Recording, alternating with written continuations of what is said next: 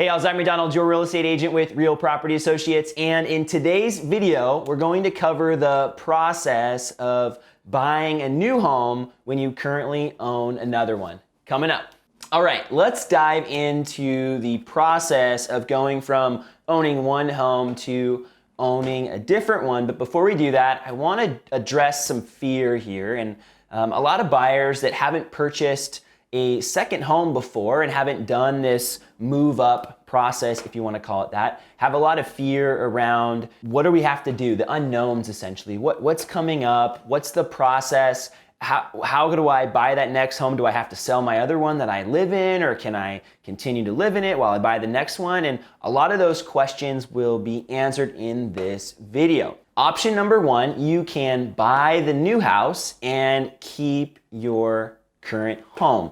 Now, in this option, this is going to come down to, first of all, can you afford it? Can you afford to keep your current residence and buy the next one? Now, some people pay cash, not very common. Most people have to get a mortgage. But that first question is going to be, can I actually afford to make that move? And we'll talk about that at the end. I really think getting pre-approved is going to be the main theme here, and it's going to help inform these four different options. But the first thing to consider with option number one is, can I afford it? And then second of all, who's going to manage the property? Is that going to be you? Is that going to be a property management company? Our company, Real Property Associates, does do property management, but it does cost a fee. Typically, a property manager is going to charge you somewhere between 6 to 10% of the gross rents every single month to manage the property. And that's going to be a full service management with maintenance staff, all that kind of stuff. But it does come with a cost, so that you have to weigh those variables. One thing and something just to note is this option works really well when the economy goes down or when the housing market goes down. So in 2011, 12 in Seattle, we had quite a few people that decided to buy a new home because home prices were so low and they could afford it. And then they held on to the one that they currently owned and rented it out, rode out the wave. And then when housing values picked back up and the home value was now above what they had purchased it for, they went ahead and sold the rental property or that first home. So as you're thinking about this strategy makes the most sense, I think, in that situation, unless you're planning to become an investor and buy and hold lots of different properties. Some people do use this every couple years. They can go ahead and buy another primary residence, so they might do that each time. But again, it comes down to, can you afford it? Who's going to manage it? Option number two is to purchase a new home while you live in the other one. And then once you move into that new house, you can then go ahead and sell your current home. Now, a few things to consider in this situation. First of all, can you afford it? Do you either have enough cash to make that happen where you can purchase the next one and then sell yours afterwards, or can you get financing to support that? And then the other variable here is, for how long? How long can you carry that additional mortgage, or what's your risk tolerance, right? How long are you willing to carry it? Maybe it's not a matter of can, maybe it's a matter of willingness. And so in this situation, this is the one where most people find themselves if they're trying to be as competitive as possible in the Seattle housing market. If you own your home and you can afford to get a loan or have enough cash to purchase that next home while you live in your other one, it is really nice and it gives you a lot of flexibility because you're not in a rush, you're not on a tight deadline, but your offer is going to be really competitive when you make it to a seller because they know that you can afford that new house and there aren't any strings attached to your offer. Now, it also makes it easier to sell it because once you move into the next house, you will then be able to have a clean slate, let's call it that. Prep the house for listing, stage it, etc., and you're going to be able to put your best foot forward on that end, and you won't be inconvenienced by showings and things like that on the front end. Option number three is to sell your current home, move into short-term housing somewhere else, and then go ahead and make the purchase of your new home. So option three will, first of all, give you the strength of option two when you're making your offer, but it is the most cumbersome and most complicated of the three. Now, If you can't afford to purchase the new home while you own the second home or own the current home, then you have to have some alternative options. And this one is going to make your offer the strongest of the two alternative options when trying to buy the new home. Things to consider on this option. First of all, you are going to need somewhere to go.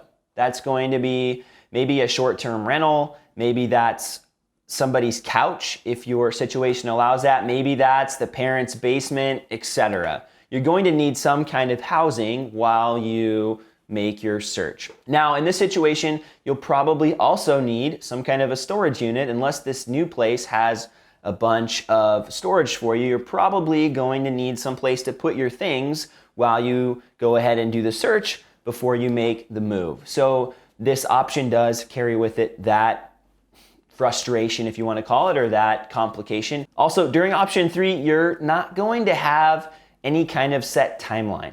So it might take you a couple weeks to locate the house, and it might take you months to locate the house. So there's this indefinite period of time that is associated with option number 3. And you also are going to have more time pressure on you. So there's going to be this sense of urgency that you might not have in option 1 or option 2, and a little bit more pressure that you're putting on yourself. So there might be a risk of compromising on the house you buy, or just that understanding that you're not going to be able to be as picky during the process.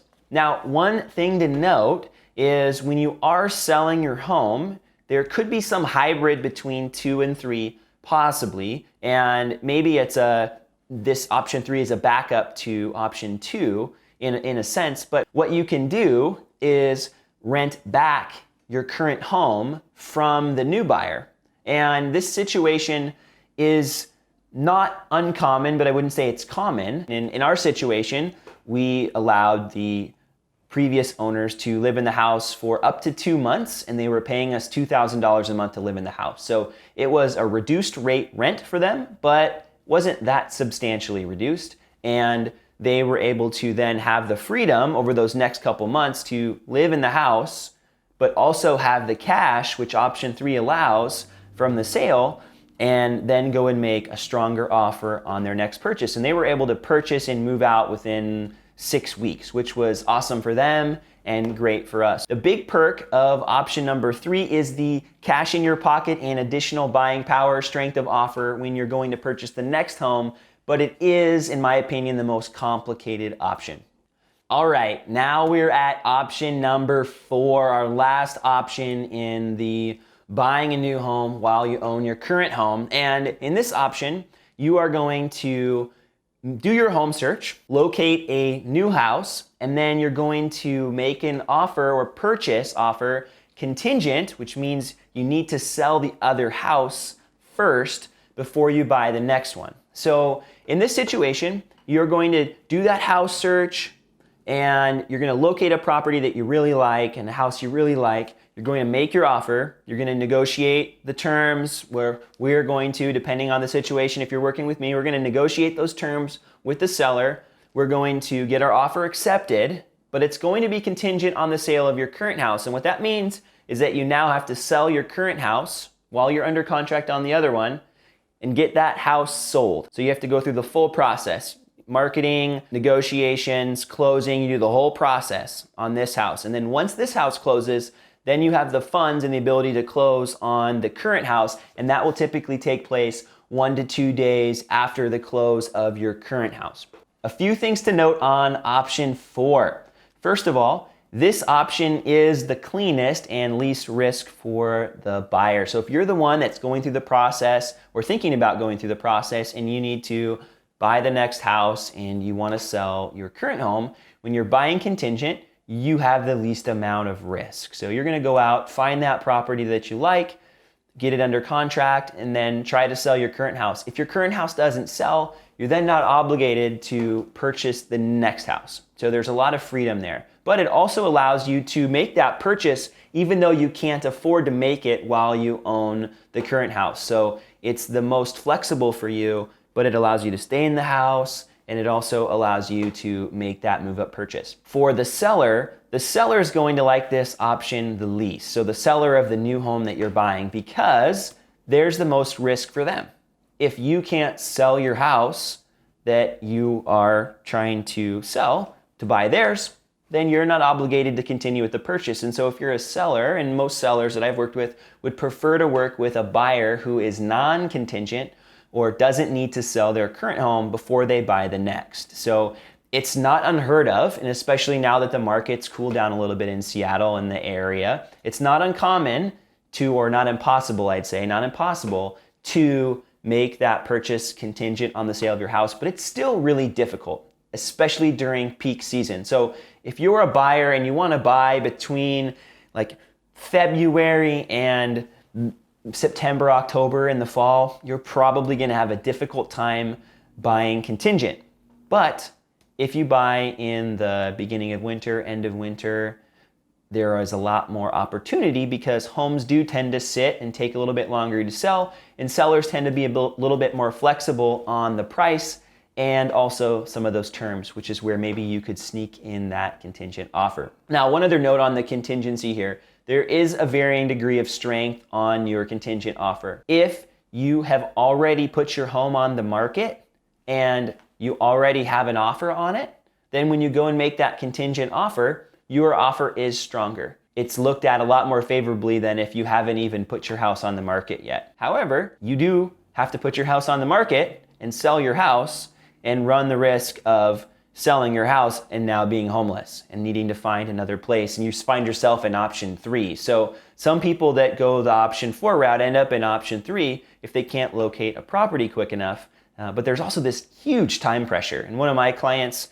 bought a house from a seller who was doing option 4, and it almost turned into option 3 for them. But thankfully they were able to locate a property quickly. But at the same time, they were having to maybe pay a little more than they would have liked or rush into that next purchase. All right, my big advice here for this process of buying your next home while you own another one is to get pre-approved for a mortgage. Now, if you're paying cash, this part doesn't apply to you because you're able to do this research and thought process on your own. But most people are going to need to get a mortgage. And so if you find yourself in this situation and you currently have a mortgage and you'll need a mortgage on the next house, you need to talk to a loan officer. And so in this situation, you're going to either talk to somebody that you've worked with in the past, or if you need recommendations, I can provide those. And you're going to need to talk to somebody that can coach you through this process. What they're going to do is a similar process to what they would have done in the first place for you. They're going to review income,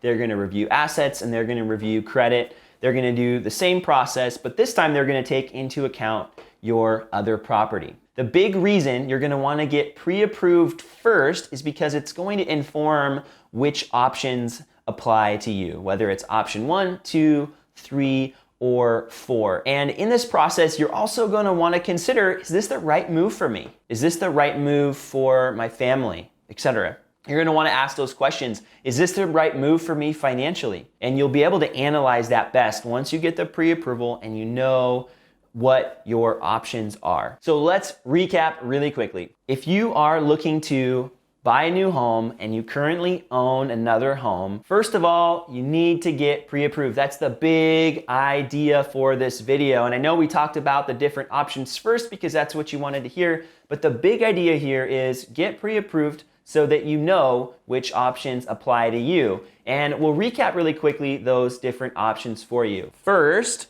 we can buy a new home and keep the other one as a rental. Option number 2, buy a new house and keep it until you move into the new home and then sell that other home. Option number 3, sell your current home first, move in somewhere else, like a short-term rental, and then buy the next home. Option number 4, buy a new home contingent on the sale of your current home.